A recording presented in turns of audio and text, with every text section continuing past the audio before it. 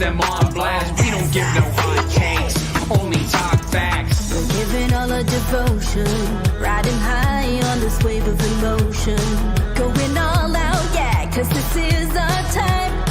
No, ain't no stopping us till we reach the finish line. All in, we came here to win. We're gonna give everything. S-I-C-K on the run. S-I-C-K, sick.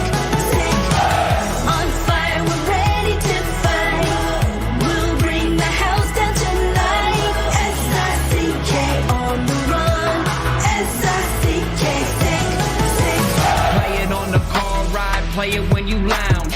X and O, you know that we can hold it down. Shout out to my man Sammy, got it off the ground. And to all the listeners tuned in right now, got debates, analysis, and speculation. This is sports talk for the new generation. You know where to find us, got a reputation. Sick podcast, your #1 sports destination. Giving all our devotion, riding high on this wave of emotion. Going all out, yeah, cause this is our time. No, ain't no stopping us till we reach the finish line. All in, we came here to win. We're gonna give everything. S-I-C-K on the run. S-I-C-K, sick. On fire, we're ready to fight. We'll bring the house down tonight. S-I-C-K on the run. S-I-C-K, sick. S-I-C-K, it's the sickest podcast. Tune in for the audio, or you can even watch back. Giving players all the props, or put them on blast. We don't give no hot takes, only talk back. S-I-C-K, S-I-C-K, S-I-C-K, S-I-C-K, S-I-C-K, S-I-C-K, S-I-C-K. All in, we came here to win. We're gonna give everything. S-I-C-K on the run. S-I-C-K, sick. S-I-C-K, it's the sickest podcast. Tune in for the audio, or you can even watch back. Giving players all the props, or put them on blast. We don't give no hot takes, only talk facts. We're giving all our devotion, riding high on this wave of emotion. Going all out, yeah, cause this is our time. No, ain't no stopping us till we reach the finish line. All in, we came here to win. We're gonna give everything. S-I-C-K on the run. S-I-C-K, sick. On fire, we're ready to fight. We'll bring the house down tonight. S-I-C-K on the run. S-I-C-K, sick. Play it on the car ride, play it when you lounge. X and O, you know that we can hold it down. Shout out to my man Sammy, got it off the ground. And to all the listeners tuned in right now, got debates, analysis, and speculation. This is sports talk for the new generation. You know where to find us, got a reputation. Sick podcast, your #1 sports destination. Giving all our devotion, riding high on this wave of emotion. Going all out, yeah, cause this is our time. No, ain't no stopping us till we reach the finish line. All in, we came here to win. We're gonna give everything. S-I-C-K on the run. S-I-C-K, sick. On fire, we're ready to fight. We'll bring the house down tonight. S-I-C-K on the run. S-I-C-K, sick.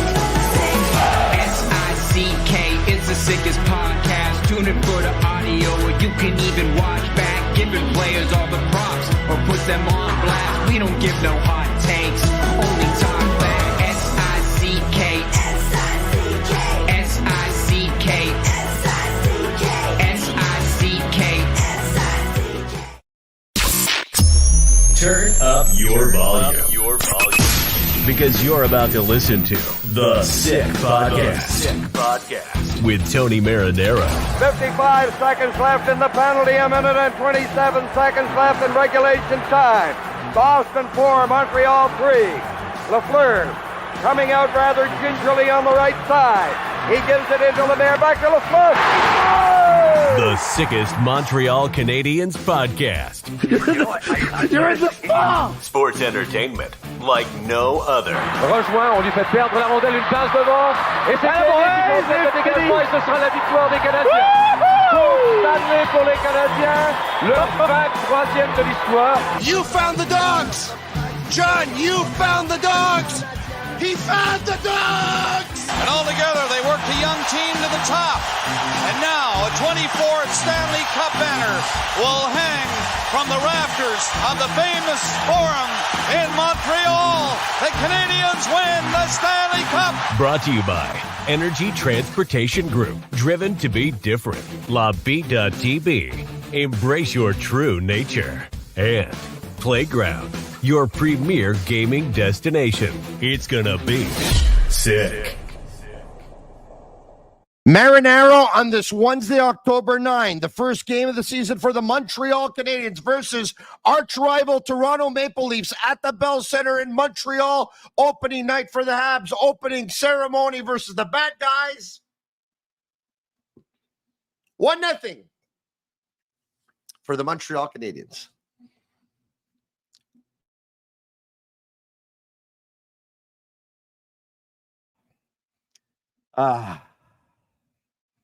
Now that's the way to start a season, huh?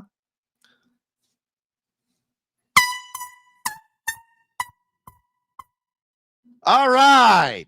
And I could do that because no one's in the house right now. 1-0. Who would have thought? I got to tell you, if you take a look at the last 9 games between these two teams, you would have never thought that only one goal would have been scored in the hockey game tonight. The last time these teams played, 4-2 win for Toronto. Before that, 3-2 win for Toronto. Before that, 6-5 win for Toronto. Before that, 7-1 win for Toronto. Before that, 5-1 win for Toronto. Before that, 3-2 win by Montreal. Before that, 4-3 win by Montreal. Before that, 3-2 win by Toronto. And before that, 4-2 win by Montreal. 6 goals, 5 goals, 7 goals, 5 goals, 6 goals, 8 goals, 11 goals, 5 goals, 6 goals tonight, 1 goal. But what a performance from Samuel Montembeault. I've said this on several occasions, that for the Montreal Canadiens to make the playoffs this year, several things have to happen, but I gave you 3. Number 1, their power plays in the top 15 of the league. Number 2, Samuel Montembeault and Caden Primo have their best season of their careers. And number 3, the Montreal Canadiens stay healthy. If those 3 things can happen, why not them? What a hockey game tonight. One of the best 1-0 hockey games I've seen in a long time. And not only because the Canadiens beat the Leafs and everyone wants to see the Leafs lose, but a terrific atmosphere, a terrific ambiance. And once again, Montembeault just blew me away tonight. And, you know, it's funny because, you know, we've been talking about camp, and the camp is supposed to be a precursor to the season. Well, tonight camp didn't mean anything.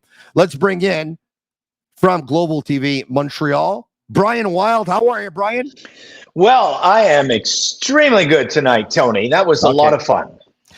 It was a lot of fun. Why don't we do this? Why don't we take a look at the Montreal Canadiens lineup right away? We'll bring it up. And here we go. Suzuki playing with Slafkovsky and Caulfield. Doc in between Armia and Newhook. Evans with Gallagher and Heineman.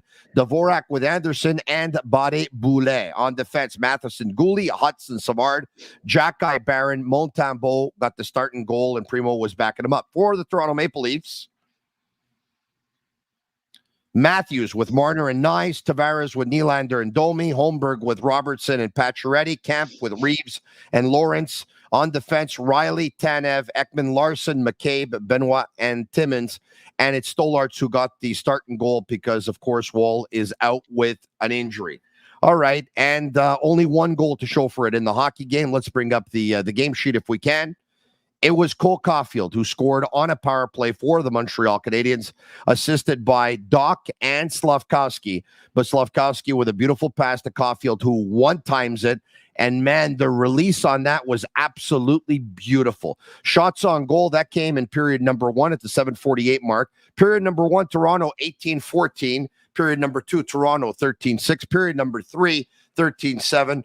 Overall, it was 46-26 in favor of the Toronto Maple Leafs. Once again, Brian Wilde on a night signed Samuel Montembeault.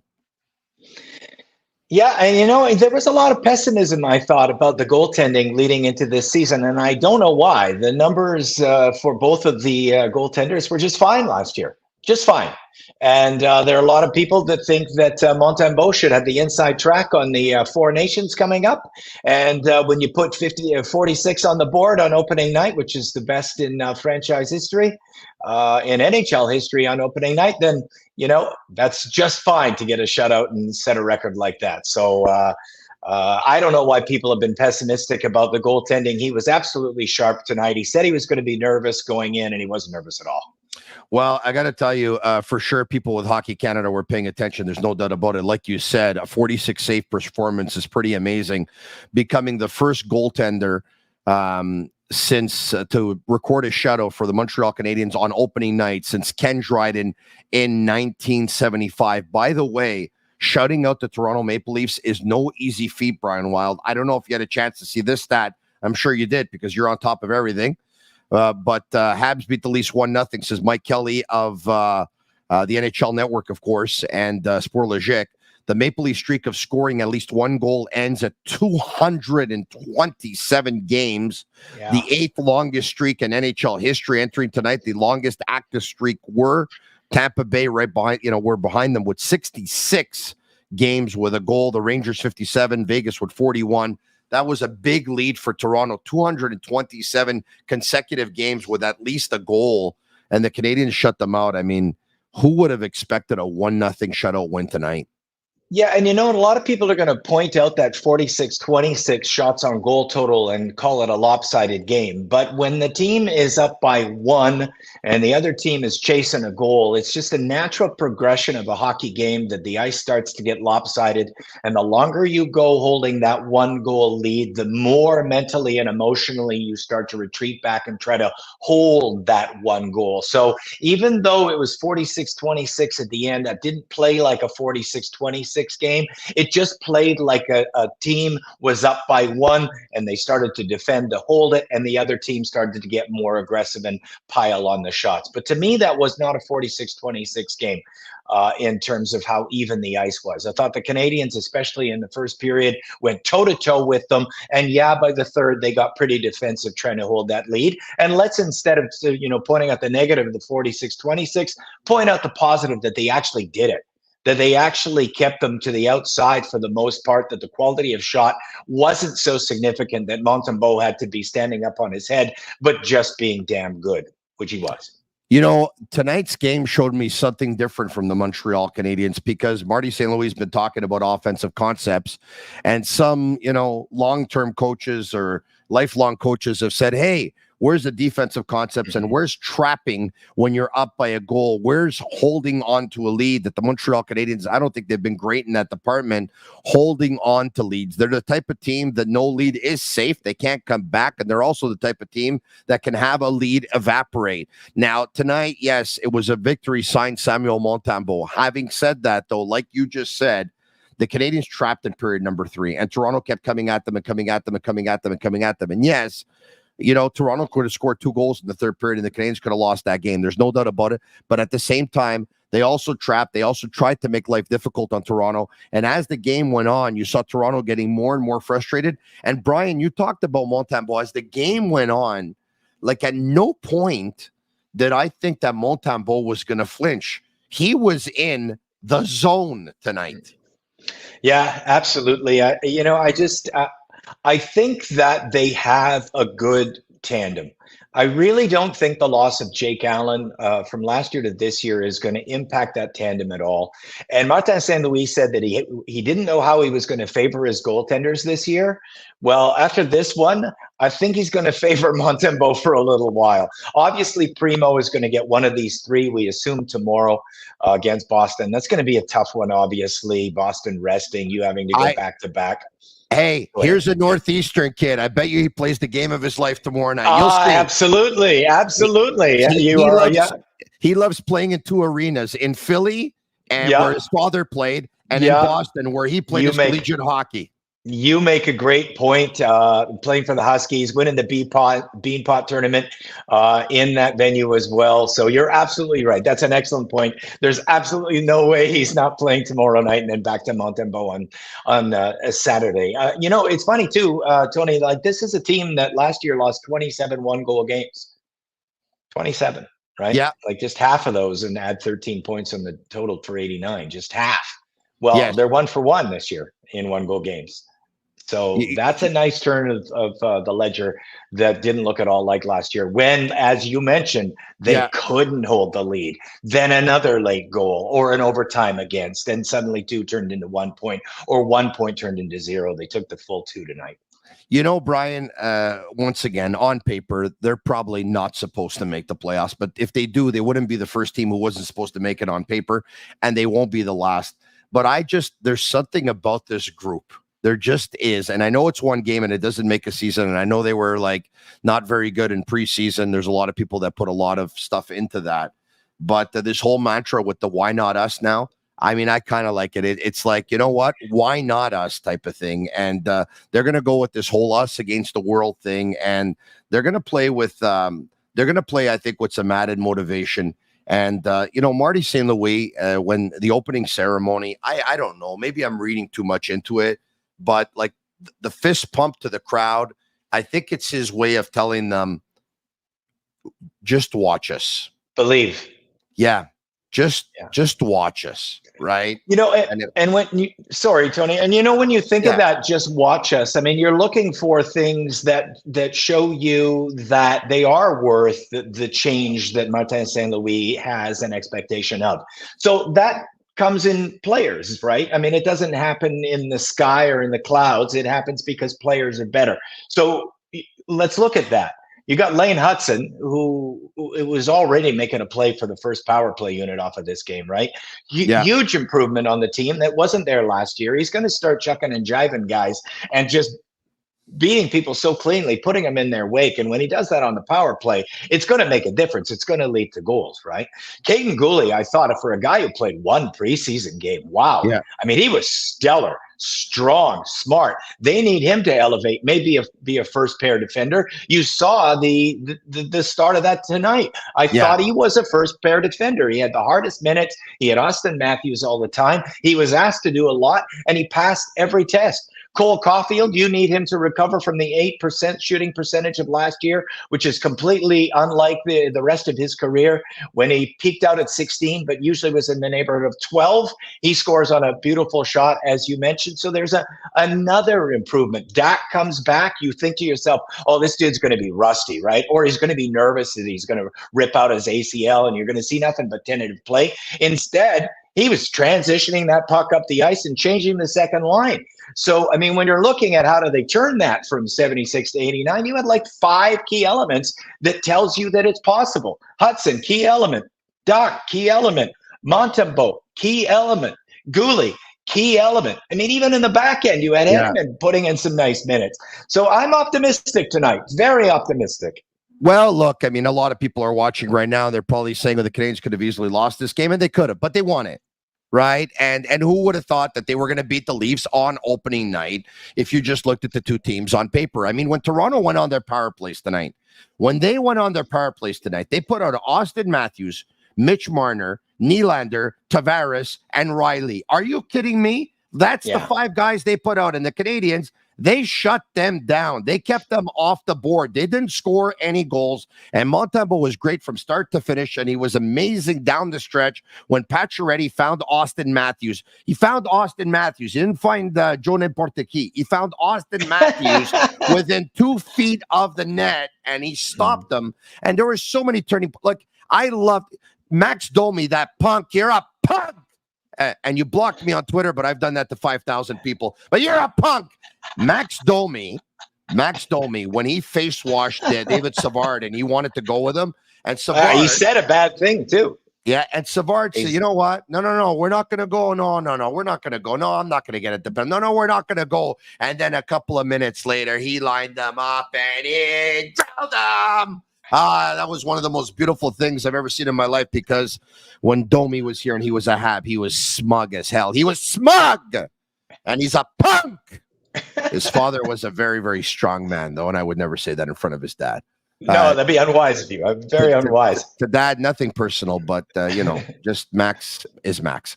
And hey, and you remember too that everybody was about Xhekaj and his play in the preseason, the irresponsibility and setting the tone and making all of those moves to make sure everybody was just a little bit afraid of him and maybe thinking that he's a little out of control. Well, what was he in this game? He was totally in control. But I'm going to tell you this, though, and I'm sure you saw this. At one point, on a couple of occasions, he and Ryan Reaves were on the ice together. And I'm going to tell you this. Ryan Reaves last year, Ryan Reaves on opening night fought Arber Xhekaj, and Arber Xhekaj got the better of him. And then Ryan Reaves went out and said that he slipped and he fell and that Xhekaj jumped him and this and that and whatever. Ryan, if you're a man, you have to go out and you have to try and redeem yourself. And tonight you had an opportunity. And you know what happened to you? Happened. That's what happened tonight. Did you see Xhekaj cross-checked him twice and looked at him in the eyes, and Ryan Reaves wanted no part of it. None. Mi scappa la pipi, mi scappa la pipi, mi scappa la pipi, papa. Anyway, I'm going to have to learn a little Italian to do these. You're going to have to learn a little bit of Italian. But listen, I mean, that's the way I saw it. And I think the Canadians, they stood up to the Leafs tonight. When Cole Caulfield got hit, did you see Slavkovsky go to his defense right away? Right away. Loved it. Yeah, and when you look at, I took a very quick look at the analytics just before I got on with you because I wanted to see where it fell. Suzuki had all the tough assignments. His line had a tough assignment night. Like when you got to face Austin Matthews, there's going to be the odd time, especially when you're leading 1-0, that you find that you're defending a lot. So they weren't great, but you know where the analytics were really good was the back end lines 3 and 4, and I think that's been a little bit of a theme on the Canadians that's been really under spoken of, because if you look at it, like those are veteran forwards. They're not scrubs. There are a lot of teams in the NHL whose fourth line is basically 2 or 3 scrubs because you've run out of money. You know what I mean? You spend so much money on the first 3 guys and sometimes the first 6 forwards that by the back end you absolutely have no money left. Well, the Canadians are in a pretty good place. I thought that when you look at the 2 back end centers, Dvorak and Evans, they had strong games and they brought all the rest of the wingers with them. The back end guys and the Canadians could actually do really well this season. And this is a story that has not been spoken of at all. But I think chapter 1 of the 82 games, it should be spoken of because they matched really nicely and really filled in the difficulty that the Suzuki line did have in Corsi and Fenwick tonight. Jake Evans showed so much poise in his defensive zone when with the puck on his stick, just getting it out. And he was going up against the Toronto Maple Leafs. It was something pretty remarkable. NHL PR Twitter account, by the way, has Samuel Montembeault at 45 saves. Kind of odd because TVA Sports had Toronto taking 47 shots. NHL.com had Toronto taking 46 shots. And now NHL PR has Toronto taking 45 shots. So not so sure. But anyway, they have it at 45 for now. But no matter what it was, once again, what a performance. Brian, I was there. I did my TV hit from there tonight. And when I walked into the building, Marty St. Louis, I ended up kind of like crossing paths with him in the hallway. Well, I was walking my way and he was walking his way. But he got in there at like 4:04 p.m. for a 7 p.m. game, which started a lot later than 7 p.m., of course, with the ceremonies.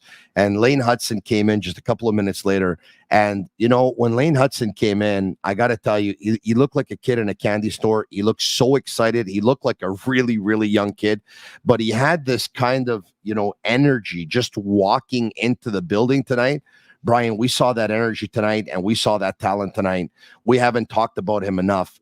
Lane Hutson was unbelievable tonight. Once again, they were playing the Toronto Maple Leafs with Matthews and Marner and Nylander and Tavares and Riley. They have some good players on that team. He wasn't playing versus the Cobra, the Park Ouellet, the Riverhawks, the Villa Sal today. Like, Lane Hutson was amazing tonight. Amazing. Did you see the confidence with the puck on his stick, the poise, not worried about it having stripped away from him, never having it stripped away from him, seeing guys off the corner of his eye that no one else will see, and being able to get the puck on their stick when you would have thought it can't get there. This guy is amazing, man. He's amazing. I think what I loved is because, we've all seen the strengths, right? And we've been watching the strengths for a very long time. His work in Boston and his work for the American team at the U20s where he's shone. And he's shone everywhere, right? And we watched him shine for the Red Wings. But we've always been talking about his offense. I looked tonight. Every time he had the puck in the defensive zone, every time he had pressure behind the net, every time he had to make a quick decision, and there were a lot of one-on-one battles where he had to face F1 coming in hard, and he looked back, he assessed the situation, and what I was amazed by is all of the times he got to the puck first, Tony, he never had to win a strength battle.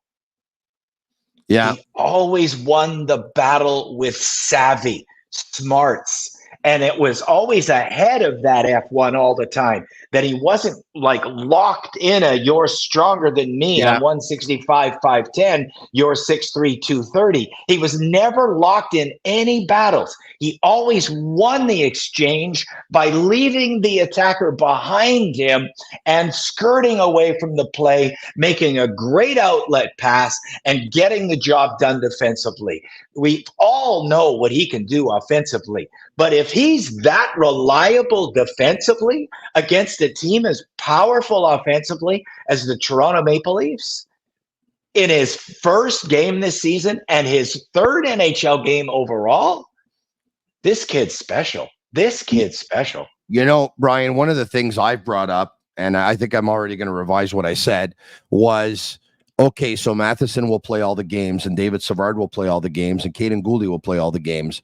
But then Lane Hutson and Arber Xhekaj and Jaden Struble and Justin Barron will actually rotate, right? And look, I still think it's going to be that way because of Lane's body type, obviously, and Pierre Maguire says that it would be a good thing for the Canadiens to load management Lane Hutson the way the Anaheim Ducks with Leo Carlson, and that makes total sense to me, right? But if his body holds up, and it's going to be hard to, right? Because he's not used to that workload, and he's not used to playing those amount of games, and he's not used to playing against huge bodies like that in the biggest league, in the best league in the world. But if his body holds up, I bet you Marty St. Louis would want to have him in the lineup every single game. Yeah, and we have to ask the question already: when does he become the power play quarterback on the first unit?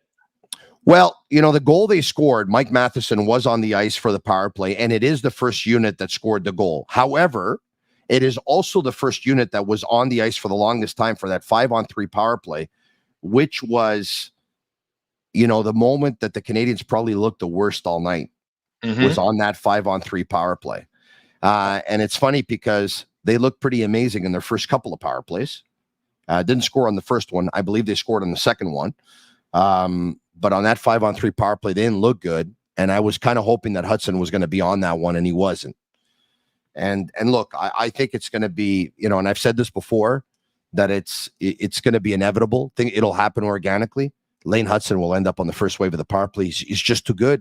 He's just too good. He's just too good of a passer. He's just too good of a quarterback. He's so unpredictable that the opposition has no idea what he's doing. And even when they know what he's doing, he dangles everybody. I mean, the kid looks like a centerman playing defense. It's just so in control of everything. It's pretty amazing. Anyway, what did you think of so you talked about the number one line and the defensive assignments that they had tonight. What did you think of them overall, Well, overall, I thought they played a really intelligent game. Slavkovsky, for me, is already playing an intelligent NHL game, and he's getting a lot bolder, too, like you mentioned, in terms of defending his teammate. That was nice to see.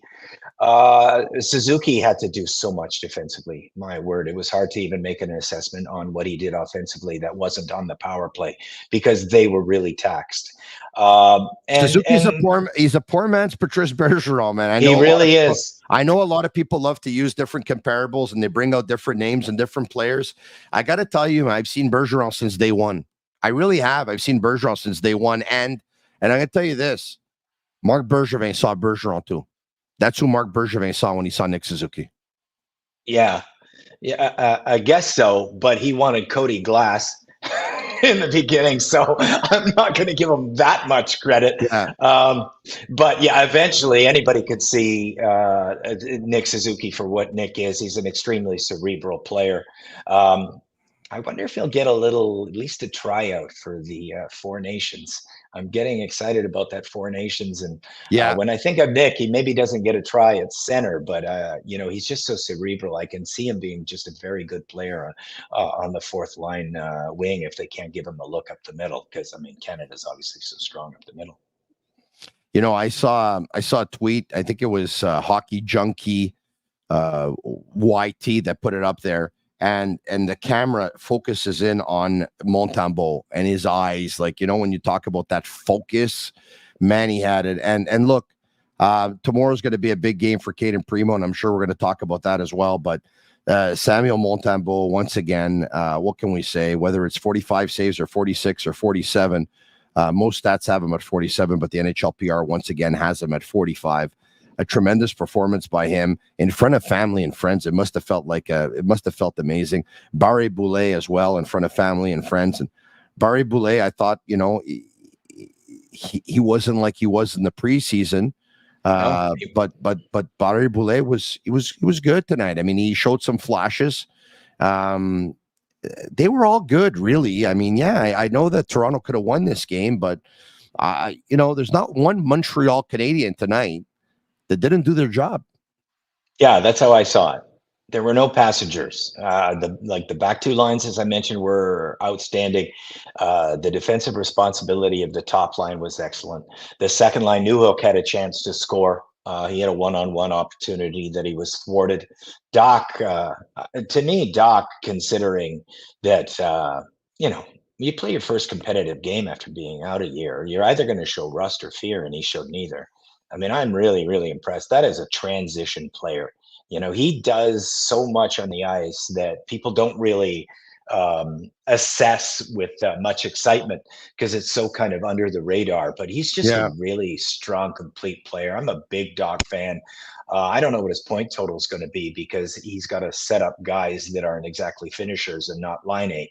But, after 30 games, when 10 weeks are up, and Line A and Doc get together, I see really good things. And if the Canadiens can stay above water until Line A comes back, they could do some surprising, Tony.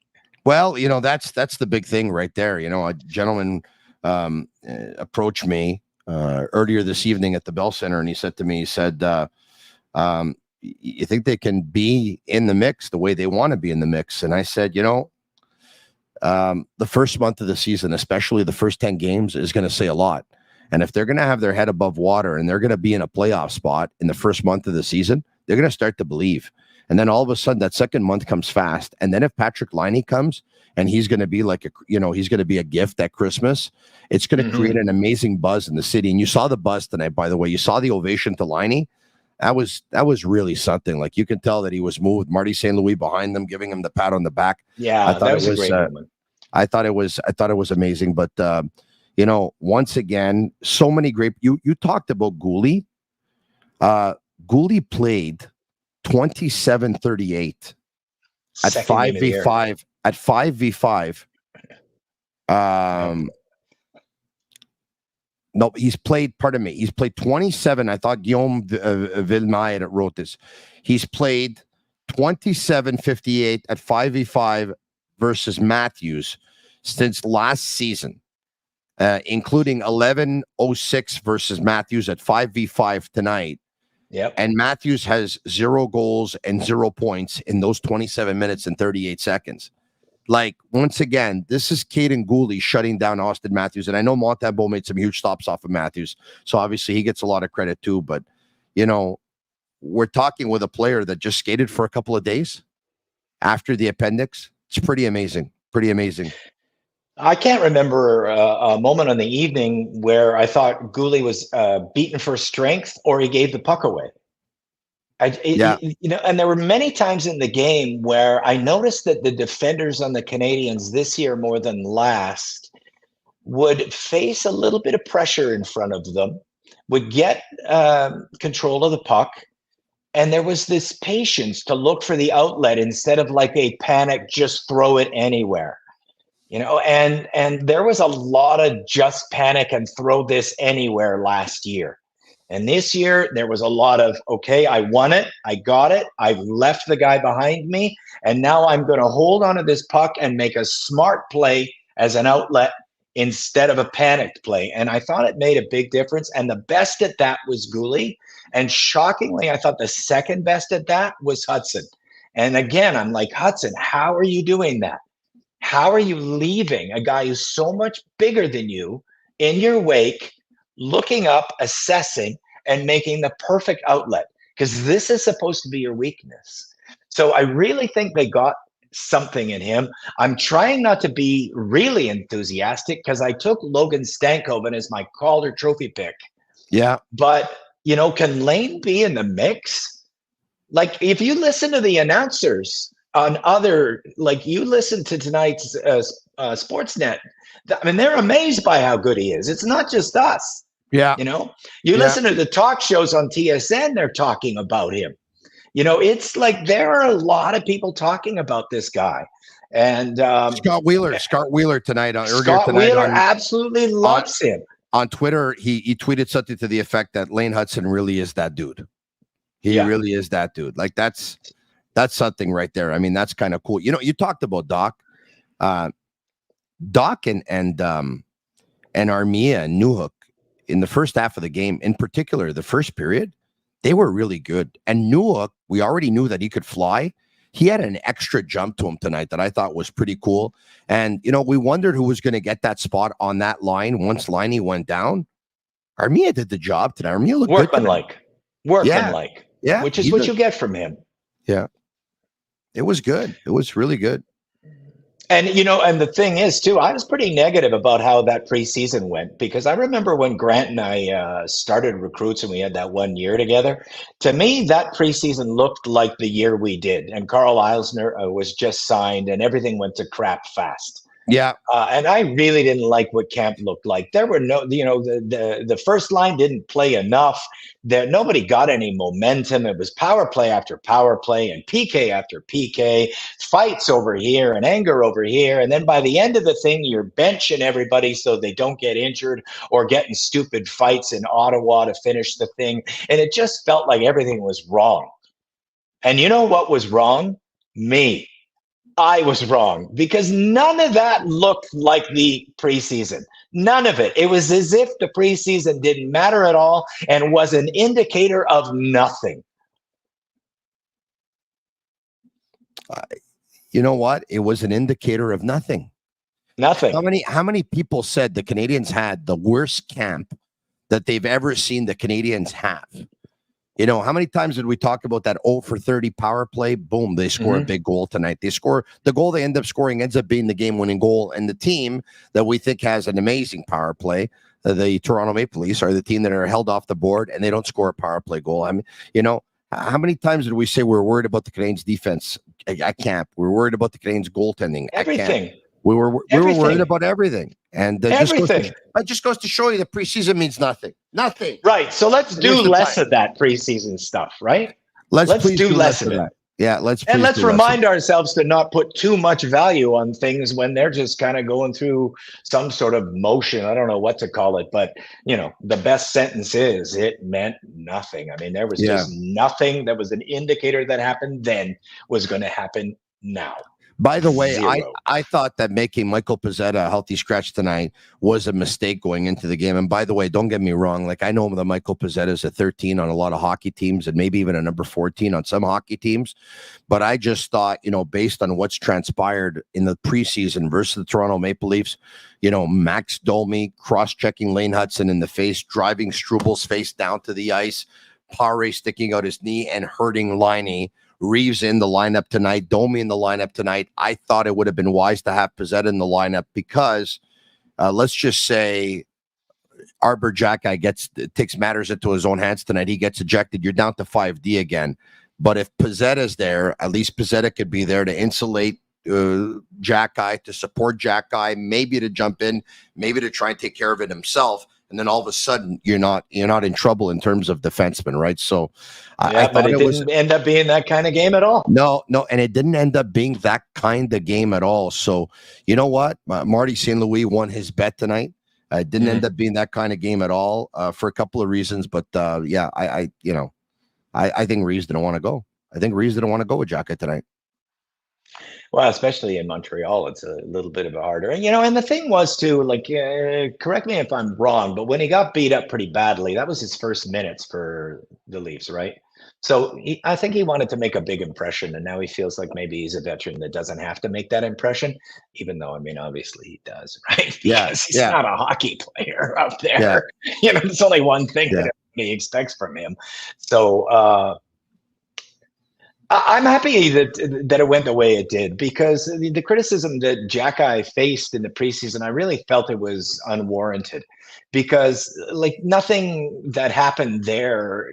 I mean, it's sort of like saying we think this guy's dumb and he doesn't understand the difference between the preseason and the regular season. Well, that's ridiculous. Of course he does. He knows when 2 points are on the line, he's going to be moving differently than headhunting. Not dumb, but you could either say A, emotional, or B, I don't think that, though. The more I think of it, though, like I don't even blame him. Here's a guy who was sitting on the bench, didn't see anyone else jump in or take matters into their own hands, so figured if I don't do it, nobody will during the preseason. We'll get to you in just one little second, but not before I talk to you about Energy Transportation Group, Brian, a leading full-service logistics provider serving all of North America. They're driven to be different, and they are one of our proud partners and sponsors, and we thank them. They're a top fleet employer in the country, by the way, and Forbes has them as the transportation company that you want to work for all day, every day. ShipEnergy.com is their website. You check them out. Also brought to you in part by Bittt, Tibi. They launched their new Ultra Lager, a refreshing, thirst-quenching beer, perfect for hot summer days. Only 90 calories, 2 grams of carbs, 4% ABV per can. Available in a pack of 6 and 12 in grocery stores all around the province of Quebec. Ultra light and ultra refreshing. You were saying? Or we're going to say? Well, No, I was just going to say that overall, it was very impressive throughout. And there's just one last point that I'd like to make is that is that Lane Hutson, I think when we were talking about when he becomes the first pair D on the power play, I think what'll happen there is that hierarchy has to change. And sometimes fans don't understand that in that room, there's a hierarchy, and you can't just change the hierarchy that immediately Lane Hutson after one game becomes the first pair guy. It has to happen through time. That's the way it works, in the same way that a third line center becomes a second line center, becomes the first line center. It takes a little time. So maybe 20 games.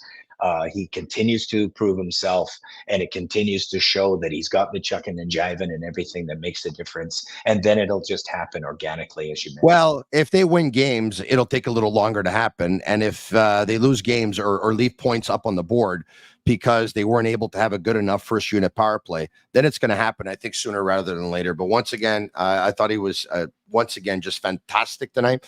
You brought up Xhekaj before. Xhekaj's game tonight and Xhekaj's last game of the preseason were absolutely fantastic. Like, fantastic. Like, I've said this before. I think Jaden Struebel's a better defenseman than Arber Xhekaj.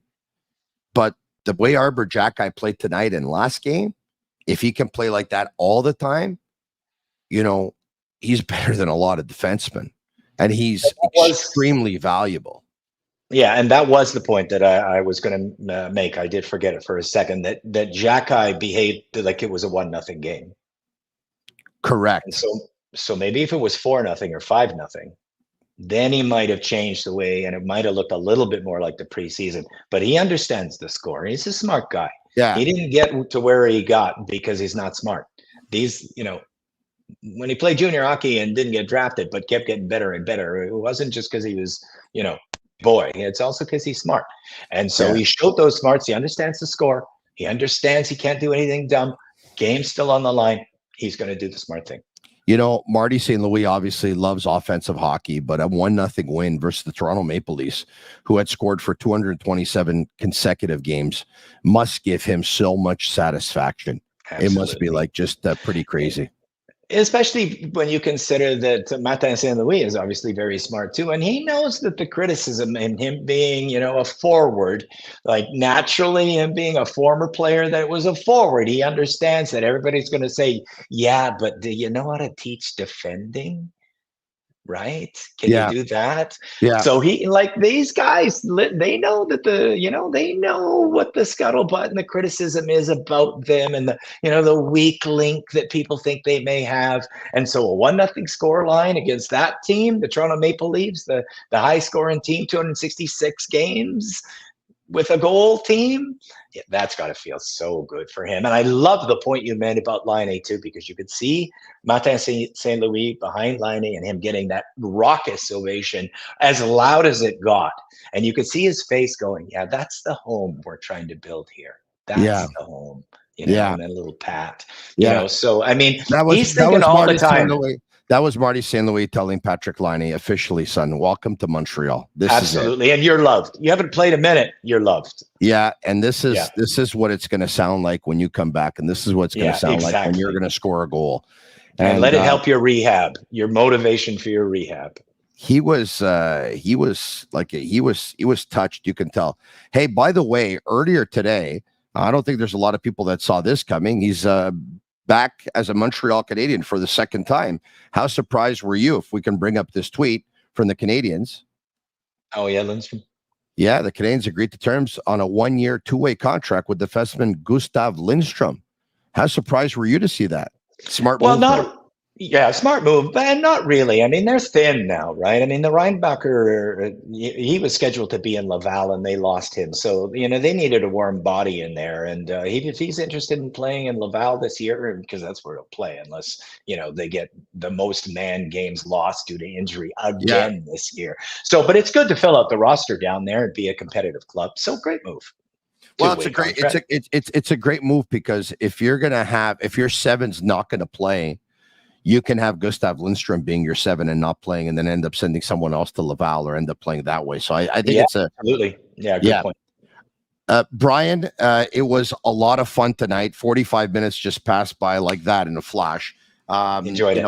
And I'm going to let you go, because I know that when you got to work too, right? You got to work. Yeah, I'm putting stuff together for Global too, but this is a real pleasure. I enjoy it. The excitement just after the game is really fun to be a part of. Tony, thank you for asking me. Thank you very much, Brian. It's my pleasure. God knows you've earned it. Thank you, Brian. All right, there you have it. Brian Wilde. Looking for the ultimate entertainment experience? Playground has it all. Gaming, poker, fine dining, live music, DJs, all with unmatched customer service. Why go anywhere else? Just minutes from downtown Montreal, across the Mercier Bridge. Playground, your top destination for fun. By the way, we will take some questions in a couple of minutes. All right, we'll take some questions. So Sammy and Master Control, line up the questions. I know a lot of people have a lot of questions. In the meantime, it's going to be a pleasure for me to talk to you about Fruiterie de Lard. Folks, Fruiterie de Lard is one of these small businesses that you should support, that I support, that I would hope everyone supports. It's a family-run business. Tasso and his family run a great family-like business, family atmosphere business, and it's a mainstay in the LaSalle community since 1995. So I've been going there since it opened. And, they continue to offer the same fresh foods and flavors they have for the past 30 years. From fresh fruits, I go there all the time to get either cactus pears or yellow watermelon, or I go get papaya. I go get papaya. I go get what are those gala apples? I go pick up gala apples as well. Anyway, so fresh foods, flavors, fresh fruits, produce delivered daily, an ever-expanding assortment of deli meats, from mortadella San Daniele to prosciutto Parma to chicken breast to turkey to capicola fontina dolce or forte. If you've been there, you know exactly what I'm talking about, by the way. Cheeses, sandwiches, you'll find personalized service. Once again, friendly faces that make you feel like family. Some of the people that have been working there, they've been working there for like the longest time. And when you go to a place and 5, 10, 15 years later, the same people are working there, it's because they're treated well and they end up treating you well. So it's a real nice experience. It's Fruiterie Dillard.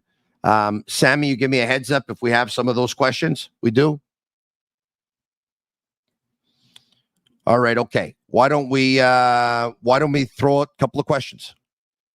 Tony G, if we start the season beating Toronto and Boston, I'll be curious if we make a wild card. Look, I wouldn't go that far to start talking about wild card if you win the first 2 games of the season.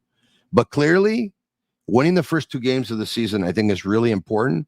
And the Canadiens, once again, as the season goes on and as teams get their systems more fine-tuned, the better teams usually end up emerging and prevailing. So you need to steal those points early on in the season. The Canadiens aren't a big team. You know, we talked about Cole Caulfield, we talked about Lane Hutson and Alex Newhook and Nick Suzuki and Brendan Gallagher. They're not a big team. And smaller teams usually get out of the gate faster. And they usually end up wearing down later in the season. So you have to get those points early. And so that's why it's big points tonight. How many points are the Canadiens going to finish with? Well, get in on the action on Betway. Betway is a leading global online betting and gaming brand. Follow your gut instinct. Go with Betway. Go on Betway.com or scan the QR code to join the action. Must be 18 years old and play responsibly. All right, okay, more questions. Let's go. Travis Arsenault, how many starts should Montembeault get if we're going to try and get in the mix? 57.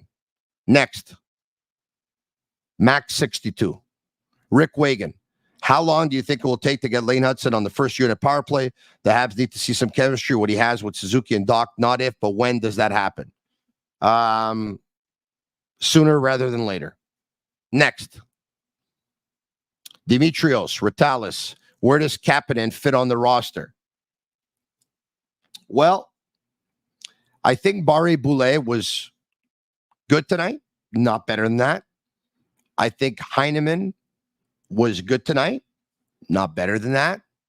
And I wouldn't be surprised if they both sit tomorrow night and Pezzetta and Kapanen draw in Boston.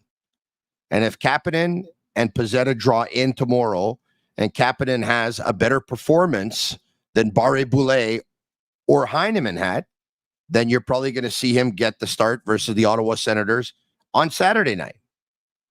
And if he doesn't get the start tomorrow night, then I think he will get the start on Saturday night, because obviously 2 games and 2 nights travel included, 3 games and 4 nights travel included.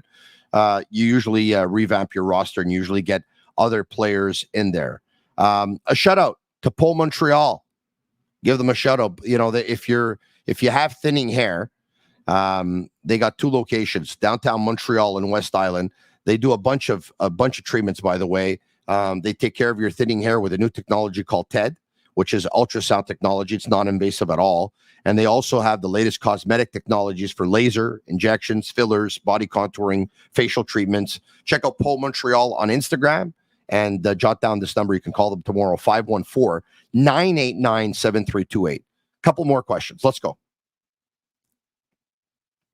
The Rick Roller 1 says, Tony, is Barron done here?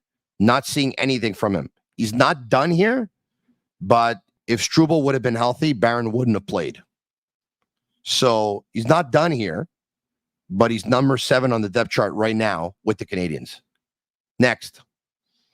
Sean, how close does this team have to be in the standings or deadline day before they contemplate not being sellers? How far in do they have to be before they can maybe buy a piece? You know what? I think if they're 4 points out on trade deadline day or less, then at that point, they'll probably be a seller, but not a seller on all players. Don't forget, Armia's up, Dvorak is up, and David Savard's up. And you look at David Savard, and you get the feeling that this guy is very, very much appreciated from his teammates. Very much appreciated. 2 more questions. Joe 12 Dan James says, was that Samuel Montembeault's best game? I think so, no doubt about it. He was asked about it at the end of the game, and he said, yeah, that's my best game for sure. He was. And it was. But it gets you so excited about Montembeault's future, right? And once again, development. Some players, it happens a little bit earlier, and some players, it happens a little bit later, and maybe a little bit of a late bloomer, Samuel Montembeault, but really starting to come into his own now. if Montembeault play like obviously he can't play like he played tonight every night, but if Montembeault can play like at 80% or 90% of what he played tonight, then you don't have to worry about the Canadiens' number one goaltender at all. At all. One more question. Sammy's telling me to take a few more. Okay, yeah. Day wasn't long enough, Sammy. Thank you. Adwal says, what do you think of Slav's game? I'm just kidding. I'll do it. What do you think of Slav's game? Thought he played a great first period, but got physically outplayed a couple times later in the game. He's young. He's young. So on some plays, he's going to look perfect and comfortable. And on other plays, you're going to see, his lack of experience. But I thought Slav was good. Yeah, say whatever you want. The game was decided by one goal. And it's Juraj Slafkovský that delivered an amazing, watch the replay. The pass that he delivered, those are passes that Suzuki delivers. But it wasn't Suzuki who delivered it tonight. It was Slafkovský. It was an amazing pass. Couple more. Slimesy, does Matheson play too many minutes and in situations where our young core would need to learn for the future? There's some nights they're going to go 7D, so they'll shave down his minutes that way. Next. Matheson made a huge play in the final minute of the game, by the way. Broke up a play, made a huge play. Rick Schroeder, how much does Anderson need to do this season to finally earn that $5+ million? For me, he needs to score 20 goals and 50 points. That's what he needs to do. Next. Travis, do you think they should try Hutson on the wing if they dress 7 defenders in a game? No. Next.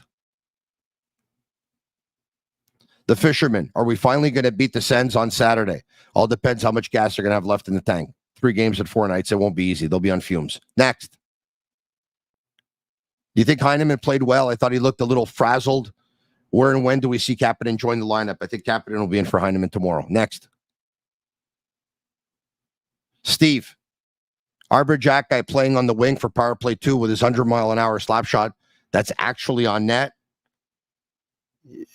At one point, if they struggle in the power play, you'll see Xhekaj because, yes, he can shoot the puck through a wall. Next. Is your hair natural or do you get it done? James Mahoney. James, without a word of a lie, 1,000% natural. It used to be very curly when I was a young boy.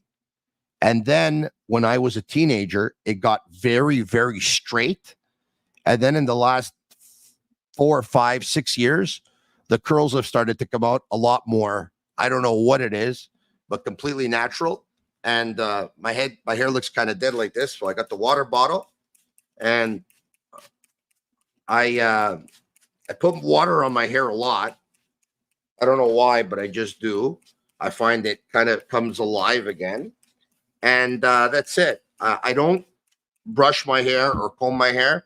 I just put water in it, and I just do this with my hands and just massage it a little bit. And sometimes I actually put conditioner when I go out. I also picked up something. It's like a fortifying hairspray. Fortifying hair. I put that in my hair every now and then if I don't have my water bottle with me so that it gives it the wet look. But yes, my hair is natural. My eyes are natural. My lips are natural. My nose is natural. This body's natural. Everything's natural. Everything's natural. I do things naturally. I don't take pills. I eat my spinach every day. Everything's natural. 100% natural. One last question. Sylvain Biard, do you think Hutson gets the first part? Okay. Sammy, I appreciate you bringing up the questions. But if you're going to bring them up, can we kind of limit like Hutson on the first unit power play? Like I've already taken 3 of them on Hutson with the first unit power play. Yes, if he gets the first power play, yes, he'll be a contender for the Calder Trophy. I told you that. If Lane Hutson plays all the games, never mind first unit power play, he's going to finish top 3 in the Calder Trophy race. That's my prediction. So one more, please not let it be about Hutson because I love him, but should Montreal trade David Savard? Should Montreal trade David Savard with of D-man? I don't know what that means. Or we have to wait until trade deadline. Joe Russo. Joe, they're going to take a decision around trade deadline. They're a young D squad. Gooley, Struble, Xhekaj, Barron, and Hutson are between 20 and 23 years old. The only veterans are Matheson and Savard. Savard's a cup winner. They're not going to trade him anytime soon. Now, at the deadline, they're going to have to take a decision at the end of his contract. If they're out of it, they'll probably trade him. If they're in it and they look like they're making a push for the playoffs, they probably won't. They probably won't. So that's it. One more? Okay, one more. Okay, when will Roy be back in the lineup? Why are we talking about this? They sent them down. We're one game in. They played the game. They won the game. Why are we talking about this? Joshua Roy scored a hat trick tonight. Like, why are we talking about this for? I can't end on this note. Sammy, you like, I can't end on this note. Like, when will Joshua Roy be back in the lineup? Why are we talking about this? Why now? Can you please give me a question that's a little different, please? Thank you. If Kapanen is playing, will he replace Armia on the power play? I don't think to start. Brian Wilde talked to you about a hierarchy, and that hierarchy, even though Lane Hutson's on that second wave of the power play, I don't think so to start, but I think Oliver Kapanen's got really good hands, and I think if Oliver Kapanen gets an opportunity, I think he can do some damage. And I hope he gets that opportunity tomorrow night in Boston. I think the Canadiens tomorrow night should get Pizzetta in there, and I think they should get Kapanen in there. If not, get Kapanen in there, and then you get Pizzetta in there against the Ottawa Senators on Saturday night. We'll be back tomorrow night. Speaking of the Bruins, tomorrow it's the Montreal Canadiens in Boston. They visit the Boston Bruins, and right after the game at around 10 p.m. Eastern, I'll be back, same time, same place, to bring you the Sick Podcast. For Sammy Cavallaro of Master Control, thanks so much, everyone, for watching. If you'd like to comment, Sick, share with your friends, SICK. Leave us a 5-star review on Apple. It's our way of feeling the love. Special thanks to Alex, Nino, and Lena, who also watched tonight. Thanks for watching. Thanks for watching, everyone. I'll be back tomorrow night, same time, same place. Ciao for now. Ça sent la coupe. Go Habs, go. Bleu, blanc, rouge. 1-0. Canadians beat the Toronto Maple Leafs, but much to the disappointment of Max Pacioretty, who was so happy that he joined a team that is the hardest working team that he's seen, and they've had so much success over the past couple of years, and his kids think it's the most beautiful jersey they've ever seen in their life before. Blah, blah, blah, blah, blah, blah. Ciao, Max. You were a good Montreal Canadian. You should have stayed that way. Montreal Canadiens don't go play for the Toronto Maple Leafs. Josh Georges didn't want to. You shouldn't have either. Ciao for now. And that's a wrap. Hope you don't miss us too much until next time. Follow the Sick Podcast with Tony Marinaro on YouTube, Instagram, Facebook, Google Play, and Apple Podcasts. The Sick Podcast is brought to you by Energy Transportation Group, driven to be different. Bittt. Embrace your true nature. And Playground, your premier gaming destination.